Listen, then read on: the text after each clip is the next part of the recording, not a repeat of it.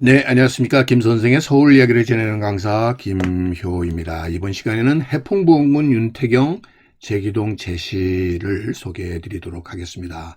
지금 화면 속에 보고 계시는 것이 현재는 남산골 한옥마을의 복원, 이전 복원이 된 해풍부원군 윤태경의 제실이 될 텐데요.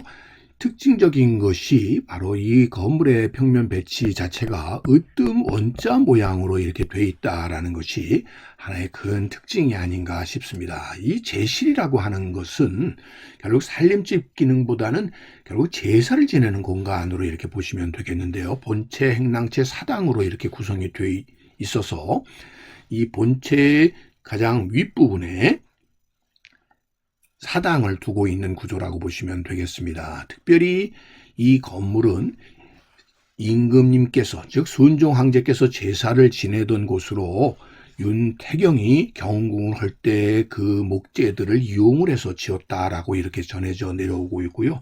1996년도에 남산골 공원이 만들어질 때 현재 이 남석 한옥마을로 이전 가게 되었다라고 보시면 되겠습니다. 그럼 왜 이 윤태경은 이 제기동에다가 이 제시를 두게 되었을까? 오늘 한번 알아보도록 하겠습니다. 지금 보시는 것처럼 소설대문을 들어서게 되면 오른편으로는 사랑채, 왼편으로는 안채로 되어 있고요. 그 뒤쪽으로 사당이 있는 구조로 되어 있던 것이 당시의 제실이었다고 보시면 되겠습니다. 소설대문을 통과해서 오른편에 소위 남자들의 공간인 사랑채가 나오게 되고요.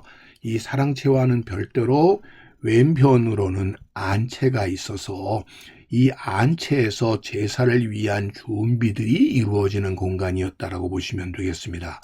자, 그러다 보니까 이 본체 건물 뒤편으로 지금 보시는 이 건물이 사당이 들어서 있다라고 보시면 되겠습니다. 자, 이 건물은 계단을 따라 올라가서 높은 곳에 이렇게 사당이 만들어져서 제사를 지내는 공간이 조성이 돼 있었다라고 보시면 되겠습니다. 그럼 제실과 사당은 어떻게 구분을 할 수 있느냐 하면 제실이라는 것은 이 사당 앞에 제사를 지내기 위해서 지은 집이다라고 보시면 되겠습니다. 일반적으로 이 제사에 참석하는 사람들의 숙식이라든지 음식 장만 또 음복, 문중회의 등의 다양한 용도로 사용이 되었던 것이 제실이 되겠고요.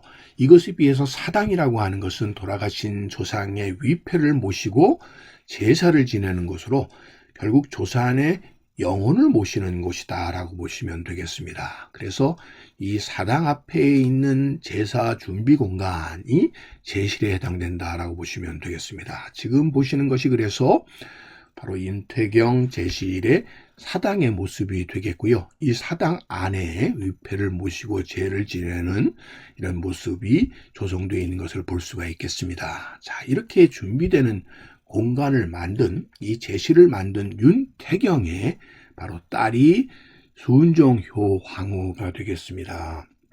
이 순종효 황후는 순종 황제의 비가 될 텐데요. 이 분의 경우는 순명효 황후 민씨가 먼저 왕비로서 받아들여졌지만 이분이 일찍 돌아가시게 되면서 그 뒤를 잇는 계후로서 자리를 잡아 대한제국의 황태자 비가 1907년에 되신 분이 바로 이 분이 되시겠고요. 1907년 7월에 와서 결국 순종이 황제로 즉위를 하게 되면서 대한제국의 황후로 계승이 되게 되었고요. 결국 1910년 나라가 망하고 난 뒤에는 창덕궁 이왕비로 또 1926년 순종황제가 돌아가시고 난 뒤에는 이왕 대비로서 조선왕조의 마지막을 지켰었던 왕비가 되겠고요. 1966년 창덕궁 낙선제에서 돌아가시고 유릉에 모셔지게 되면서 우리가 흔히 윤비라고 불려졌었던 분이 바로 이 순종효 황후다 이렇게 보시면 되겠습니다. 고종과 명성하고 민씨 사이의 순종, 그러나 이 순종의 비였었던 순종효 황후 미 사이에서는 윤씨 사이에서는 소위 후 자식이 없었고요. 그 외에 영친왕을 비롯한 이 고종이 자식들이 쭉 있게 되는데 이들이 중에서 일부가 바로 이 청량리 일대의 묘가 지금도 자리 잡고 있다라고 보시면 되겠습니다. 자, 그러다 보니까 이 순종 황제 입장에서는 자기 친어머니가 모셔져 있는 것이 바로 이 청량리의 홍릉이다 보니 이 홍릉으로 가는 일이 자주 있게 되었고, 그런 과정 속에서 이 제기동에 순종 황제가 제사 행차를 하는 데에 불편을 덜어주기 위한 하나의 공간으로서 이 제실이 마련된 게 아닐까 이렇게 생각해 보게 되는 것이죠. 그럴 만도 했었던 것이 이 산자락 청량사가 있었던 이곳에 홍릉이 자리를 잡게 되고, 이곳으로 가기 위해서는 제기동 고개를 넘어서 이렇게 갈 수밖에 없었던 거죠. 아니면 선농단을 통해서 가는 길이 될 수밖에 없는데, 지금은 이장을 해버리고 했지만 이 당시에 소위 명성황후 민씨의 홍릉의 모습을 볼 수가 있고요. 현재는 이장하고 난 뒤에 그 위치만을 이렇게 표지해 놓고 있게 됐고, 지금은 홍릉 숲으로 이렇게 수목원이 자리 잡고 있는 이 공간, 바로 이곳에 홍릉이 위치하고 있었고, 이 주변 지역이 결국 이 대한제국 황실의 무덤들이 이렇게 보존해 있는 지역이 바로 이 청량리 일대라고 보시면 되겠고요. 그러다 보니까 청량리 옆쪽에서 소위 3호의 길로서 최초의 가로수길이 이렇게 조성이 되었었던 것도 그런 이유 때문이라고 보시면 되겠습니다. 그래서 이 청량리 일대로 가기 위한 하나의 길목이 중에 하나가 제기동이라고 볼 수가 있겠는데요.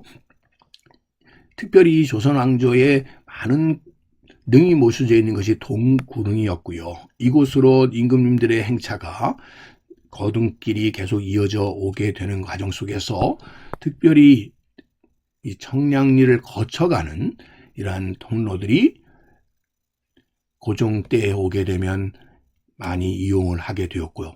순종 황제의 경우도 결국 즉위하고 난 뒤에 그의 어머니의 묘소인 홍릉에 행차하는 일이 벌어지게 되면서 소위 동관악묘를 거쳐가지고 안감천, 그러니까 성북천을 거쳐서 용두리를 거쳐서 청량리로 이렇게 거둥을 하셨다라고 하는 기록을 우리가 확인을 해볼 수 있는 것을 통해서도 순종 황제는 이 길을 자주 이동했었다는 걸 알 수가 있겠고요. 1909년에 순종 황제가 동적전, 선농단이 있는 곳에 와서 친경식을 했었던 모습을 담고 있는 이 사진을 통해서도 제기동 일대에 결국 순종 황제가 자주 이곳에 거둥하셨다는 것을 확인해 볼 수가 있는 것이죠. 그래서 오늘날은 이전하고 난 뒤에 동대문 종합복지관이 된 바로 요 지점에 있었던 제실이라고 혹은 제궁으로 불려졌었던 이곳이다 보니까 결국 이곳에 있는 친어머니의 묘소를 자주 드나들기 위한 하나의 재택으로서 제사 행차의 어떤 불편함을 덜기 위한 하나의 공간으로서 이 제실이 마련이 된 것이 아닌가 싶습니다. 그런 의미에서 이 윤태경의 제실이라고 하는 것은 순종 황제의 이러한 거둥을 위한 중간, 소위 기착지로서의 기능을 했었던 제궁의 역할을 했었던 것이 결국 이 오늘날 윤태경 제실로 전해져 내려오는 건물이 아닌가 하는 생각을 해보게 되는 것이죠. 오늘 이 시간에는 남산 한옥마을에 이전 복원되어 있는 윤태경 제실에 대해서 꽃밭을 가꾸는 김 선생이 말씀드렸습니다.